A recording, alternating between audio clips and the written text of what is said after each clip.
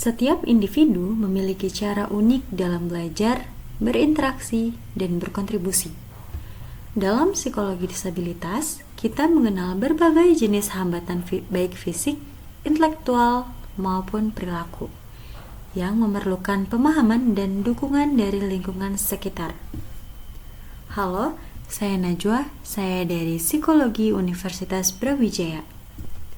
Berikut adalah beberapa hal yang ingin disampaikan terkait psikologi disabilitas.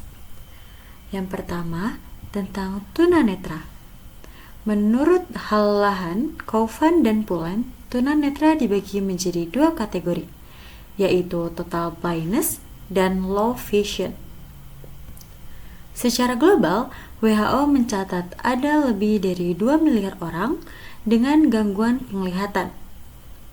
Individu tunanetra menghadapi hambatan seperti kesulitan mobilitas, akses terhadap informasi, serta stigma sosial yang masih kuat. Namun, dengan intervensi seperti literasi braille, teknologi bantu, dan pelatihan orientasi mobilitas, mereka mampu hidup mandiri serta berprestasi di berbagai bidang. Yang kedua, ada tunarungu. Hallan dan Kaufman menjelaskan bahwa tunarungu mencakup individu yang kehilangan pendengaran sebagian maupun total. Ciri-cirinya meliputi kesulitan pemahaman percakapan verbal dan keterbatasan dalam penguasaan bahasa. Hambatan utamanya sering muncul dalam interaksi sosial dan proses pembelajaran yang berbasis audio. Melalui pendekatan bilingual, yaitu penggunaan bahasa isyarat dan bahasa lisan, serta dukungan lingkungan yang inklusif, individu tunarungu ini dapat beradaptasi dan berkembang secara optimal.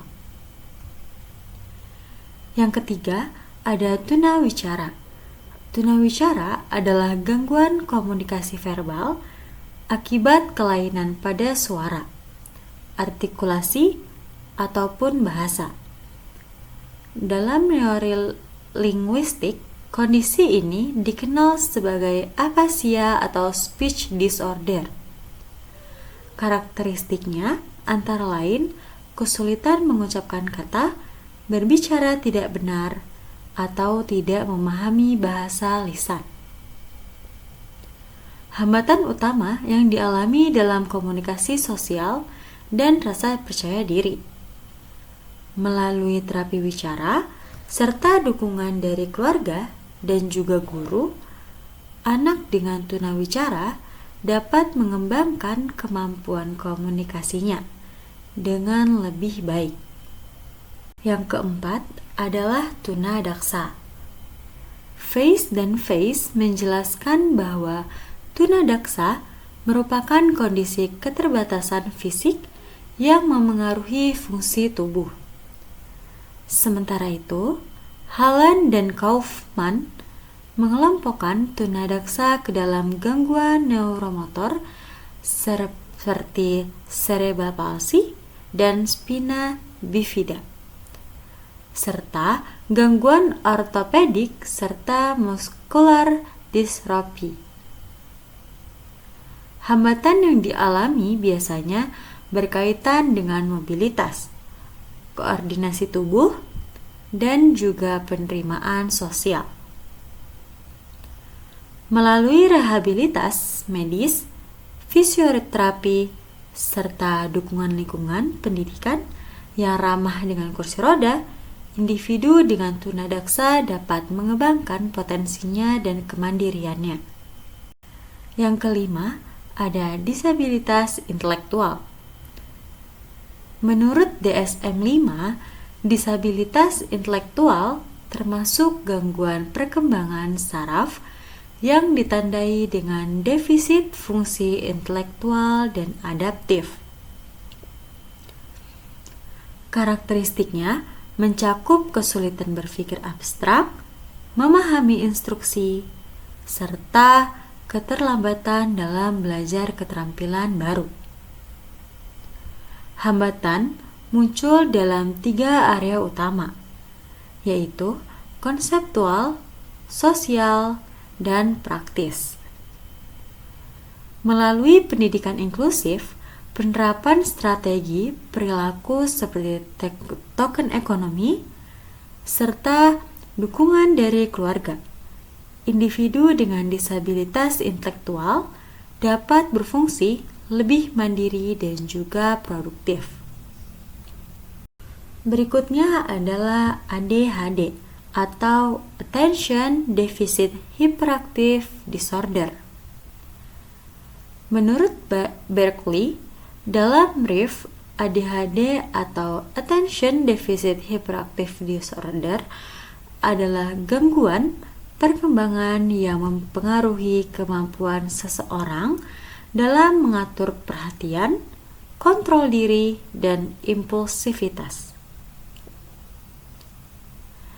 CHADD menambahkan bahwa ADHD terkait dengan perbedaan fungsi otak dan juga regulasi emosi. Terdapat 3 tipe utama dari ADHD, yaitu inattentive, hyperactive impulsif, dan combined type. Hambatan yang sering dialami berupa kesulitan fokus, mengatur waktu, serta menjalani hubungan sosial. Pendekatan penanganan dilakukan melalui modifikasi perilaku, self-monitoring, dan kerjasama antara guru dan juga orang tua. Berikutnya adalah autisme. Autism Spectrum Disorder merupakan gangguan perkembangan yang memengaruhi komunikasi, interaksi sosial, dan pola perilaku yang berulang. Menurut DSM-5, gejalanya mulai muncul sejak masa anak-anak dan berlangsung seumur hidupnya. Baron Cosen menjelaskan bahwa individu dengan autisme memiliki kesulitan memahami pikiran dan perasaan orang lain, atau dikenal dengan istilah Theory of Mind Deficit. Hambatannya meliputi kesulitan berbahasa sosial, ekspresi emosional, dan fleksibilitas perilaku. Dengan terapi perilaku serta dukungan dari keluarga dan lingkungannya, individu autistik dapat tumbuh sesuai potensinya. Selanjutnya ada tunalaras. Tunalaras merupakan gangguan dalam mengelola emosi dan perilaku yang menyebabkan kesulitan dalam menyesuaikan diri secara sosial.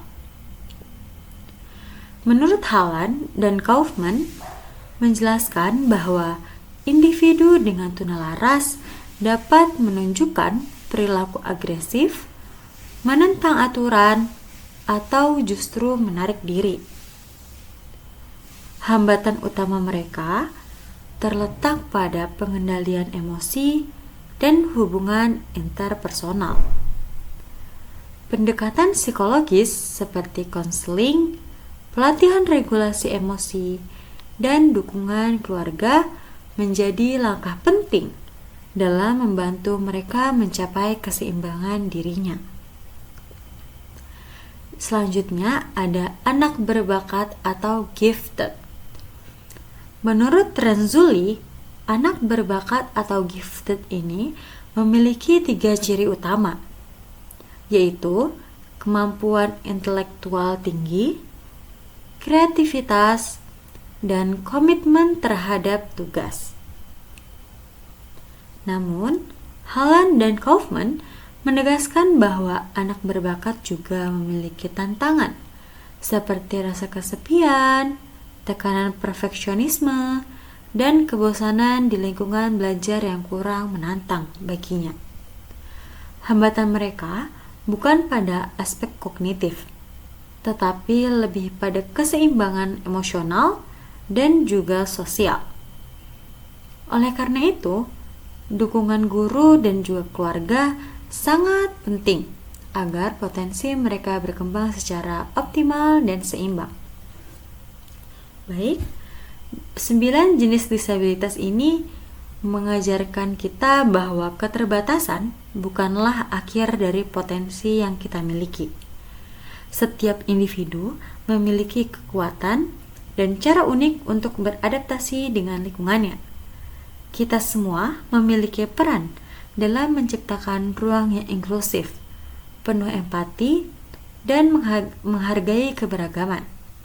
Karena disabilitas bukan batasan, melainkan bagian dari kemanusiaan yang perlu dirayakan bersama.